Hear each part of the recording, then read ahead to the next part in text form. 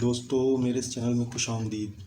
اس سے پہلے کہ بات کو آگے بڑھایا جائے، اس سے پہلے مہربانی کر کے میرے اس چینل کو سبسکرائب کریں تاکہ مزید اچھے ویڈیوز آپ تک پہنچ سکیں۔ دوستو کیا آپ جانتے ہیں کہ پنکھوں اور موٹروں کے ساتھ کیپیسٹر کیوں لگایا جاتا ہے؟ کیپیسٹر میں برقی توانائی کی کچھ مقدار جمع ہوتی ہے۔ جب پنکھے یا موٹر کو حالت جمود سے گھمایا جاتا ہے تو معمول کی برقی رو سے دستیاب طاقت اس پنکھے یا موٹر کو گھمانے کے لیے ناکافی ہوتی ہے۔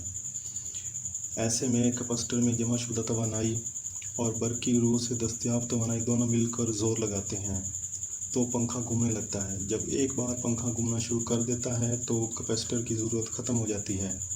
پھر چاہے وہ پورا دن چلتا رہے یا پورا سال چلتا رہے، کوئی مسئلہ نہیں ہوتا۔ دوستو مزید ویڈیوز دیکھنے کے لیے میرے چینل کو سبسکرائب کریں تاکہ مزید اچھے ویڈیوز آپ تک پہنچ سکیں۔